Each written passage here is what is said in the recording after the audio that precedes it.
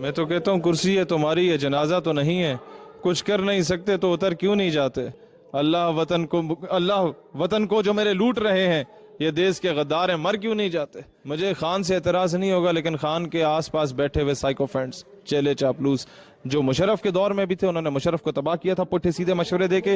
वो जरदारी के साथ भी थे, वो नवाज शरीफ की जुराबों में भी थे, अब खान के तस्मे भी सीधे कर रहे हैं। और यकीन करें डब्बू नुमाद लोगों को, तो जब गरीब के लिए कानून और होगा और अमीर के लिए कानून और होगा, जब मेरे लिए कानून और होगा कि हम आह भी करते हैं तो हो जाते हैं बदनाम।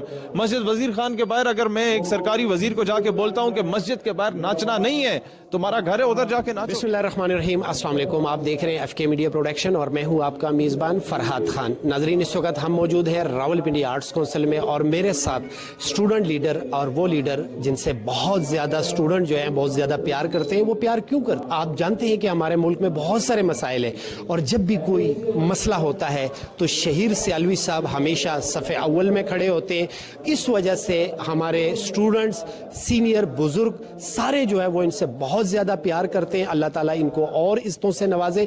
इस वक्त रावलपिंडी आर्ट्स काउंसिल में मौजूद हैं, स्पेशली मौजूदा हालात पे इनसे बात करते हैं। अस्सलाम वालेकुम सर। वालेकुम सलाम व रहमतुल्लाह। जी सर, एक तो आप रावलपिंडी आर्ट्स काउंसिल में आए हैं, आज यहाँ पर आने का क्या मकसद है?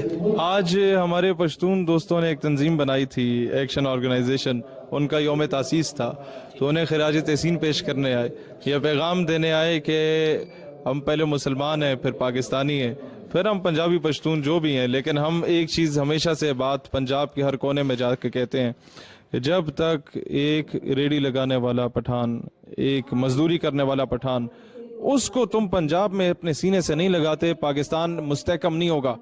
मगरिब की पॉलिसी है डिवाइड एंड रूल की पॉलिसी, और उसी बुनियाद पे कभी फिरकावारियत में उलझा के, कभी लसानियत में उलझा के उसने इस मुसलमान को तकसीम किया और फिर डिवाइड करने के बाद रूल करना शुरू कर दिया। कभी इराक ईरान को लड़ाया, इराक कुवैत को लड़ाया, सऊदीया यमन को लड़ाया, सऊदीया ईरान को लड़ाया, फिर पाकिस्तान और अफगानिस्तान को लड़वाने की हद्दुल वसा कोशिश की गई। ये अल्लाह की करम नवाजी है कि दरवेश लोग वहाँ भी थे और यहाँ भी थे जिन लोगों ने उस जंग को रोकने में अपना एक अव्वलीन सफ़ों में किरदार अदा किया। और मैं एक बात कहना चाहूँगा, आज जो इकबाल ने हमें एक मैसेज दिया था कि बाजू तेरा तौहीद की कुव्वत से कवी है, इस्लाम तेरा देश है, तू मुस्तफ़वी है, आज मुझे नारा लगाने दें कि लरो बर यो मुसलमान, कि वहाँ पे हो या यहाँ पे हो, मुसलमान है और हम एक है इंशाअल्लाह ताला।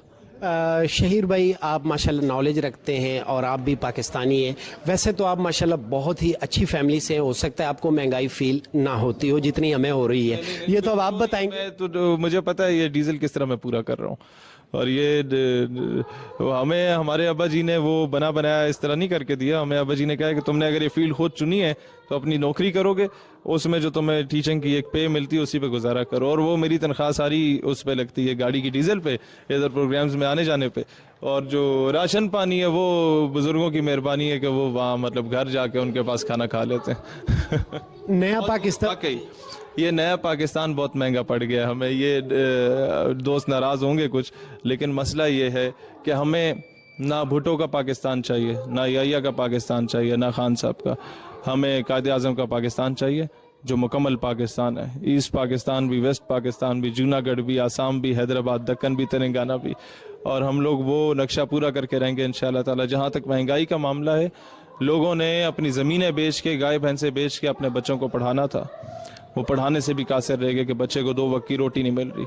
मासूम छोटे छोटे बच्चों को दूध के वो फीडर अभी तक पूरे नहीं हो रहे थे।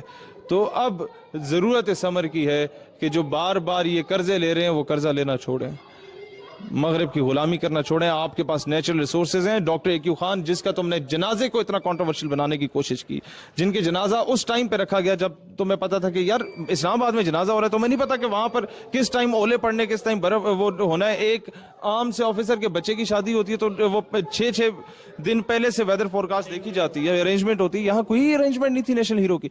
वो एक्यू खान कहता है, जो कि पश्तून था और अगजई कबीले का, भोपाल से आए थे माइग्रेट करके, वो कहता है मेरे पास इतने ज़बरदस्त मॉडल है कि हम सिर्फ कोल रिजर्व्स को यूटिलाइज करें तो ईरान जैसे 3 मुल्कों को 30 सालों तक हम मुफ्त बिजली दे सकते हैं। उससे क्यों नहीं वो प्लान लिया गया? क्यों नहीं ऑयल रिजर्व्स को, गैस रिजर्व्स को, कोल रिजर्व्स को यूटिलाइज कर रहे? صرف اس ڈر سے کہ امریکہ صاحب پھر آ کے آپ کے لیے مسئلے کریٹ کرنا شروع کر دیں گے. کیوں نہیں یہ کام کر رہے؟ کیونکہ ان کے کمیشن پھنسے ہوئے ہیں. یہ کیوں نہیں کشمیر کی آواز مین سطح پہ جا کے بلند کر رہے؟ کیونکہ ان کے بھانجے بھتیجے، ان کے چیلے چاپلوس سفارش کلچر پہ جا کے جب کیس لڑتے ہیں تو رات شراب و کباب میں گزارتے ہیں، خوبصورتیاں حسن و شباب دیکھ کے آتے ہیں اور جا کے بتاتے ہیں کشمیر جو ہے وہاں بڑا ظلم ہو رہا ہے. اصل میں جا کے انڈیا جا کے جھوٹ بولتا ہے کہ اکارڈنگ ٹو دا کانسٹیٹیوشن فلانا، ریزولوشن فلانا، اقوام متحدہ کی قرارداد فلانی، اس کے مطابق یہ آزاد کشمیر اور گلگت بھی بلانگس ٹو انڈیا. اب انہیں یہ بھی نہیں پتا ہوتا کہ وہ لو کا پٹھا جھوٹ بول کے ہے اور یہ وہاں جا کے کہتے ہیں وہ تھے بڑا ظلم. بھائی گاؤں میں اپنے لوگوں کے سامنے تقریر کرنا ہو رہا ہے، اقوام متحدہ کے پلیٹ فارم پہ تقریر کرنا ہو رہا ہے. جب تک یہ سفارش کلچر پہ ڈبو جیسے لوگ آپ کے مین سٹریم میں آتے رہیں گے، جب تک آپ کا ایک ڈپٹی کمشنر ایک نان الیکٹڈ ڈسگنٹیل قسم کے منسٹر کے لیے دروازہ کھولنا شروع کر دے گا، سرکاری ملازم کبھی بھی کام نہیں ہوگا. ان کو سیاست سے دور رہنا ہوگا. سرکاری ملازمین کو ڈپٹی کمشنر ہو، اسسٹنٹ کمشنر ہو، آپ کا سیکریٹری ہو، اس کو اپنا وقار بحال رکھنا ہوگا. اچھا سر، میں یہ پوچھنا چاہتا ہوں، سب نے بہت زیادہ یہ خواہش کی تھی کہ نیا پاکستان. عمران خان صاحب کی جب ہم سپیچ سنتے تھے، وہ دھرنے میں بھی ہوتا تھا، روزانہ ان کی سپیچ سنتا تھا. آپ تو عمران خان صاحب کے ویسے بھی فین ہیں، ان کی پرسنالٹی کو پسند کرتے ہیں.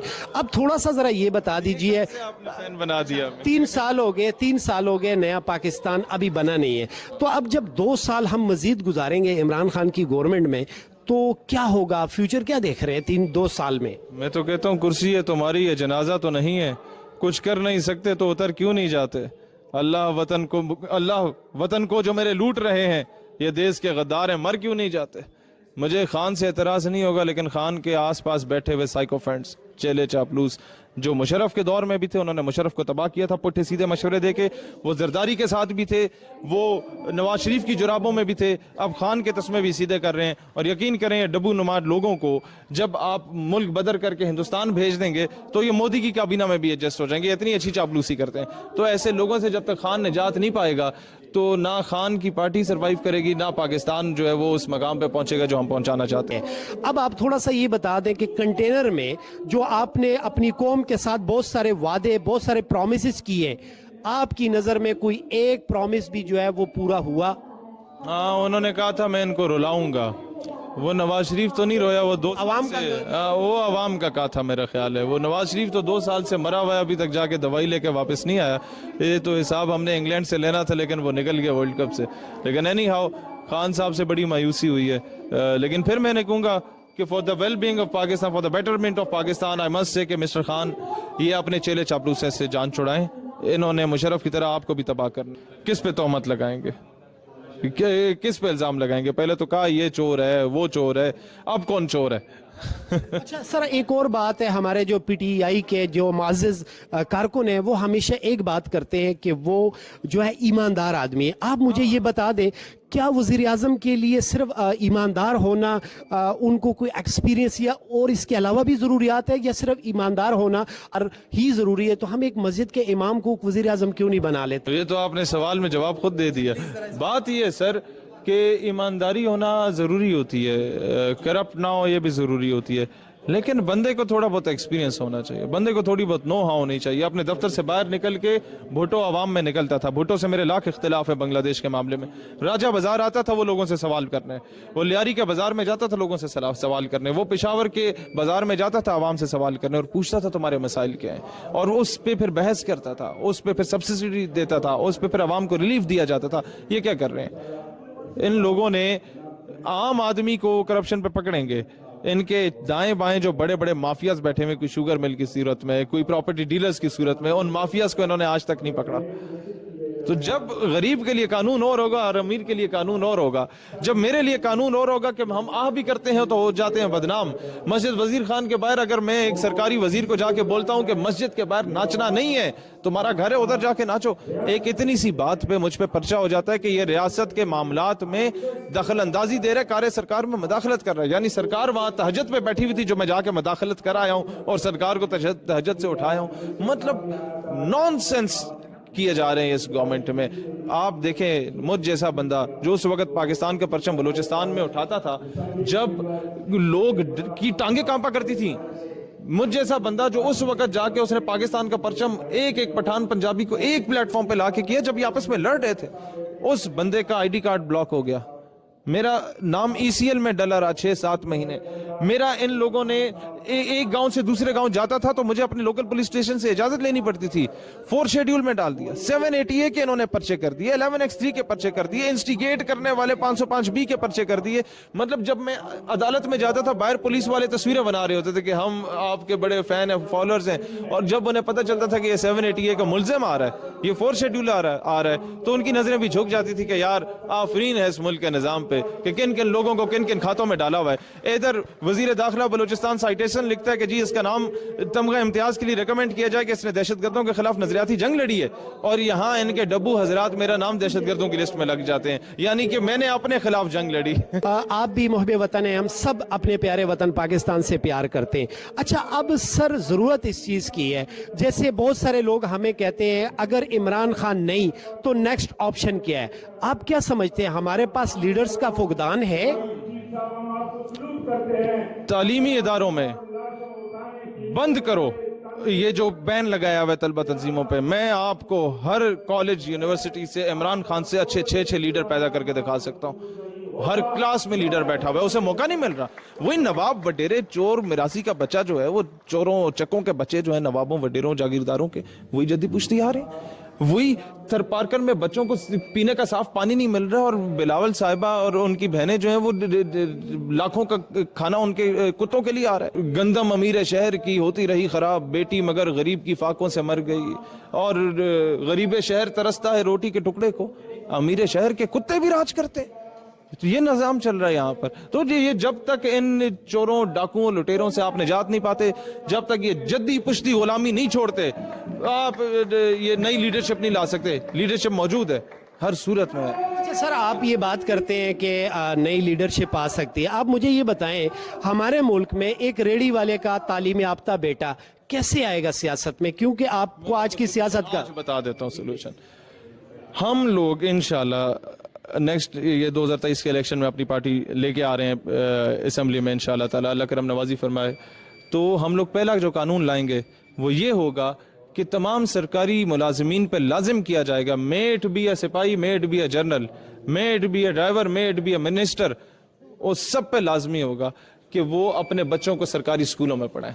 तब एक रेडी वाला भी उस स्कूल में, उसका बच्चा उस स्कूल में पढ़ा होगा जहाँ जनरल साहब का, मिनिस्टर साहब का, जहाँ कर्नल साहब का, जहाँ पर MNA साहब का, डिप्टी कमिश्नर साहब का बच्चा पढ़ रहा होगा।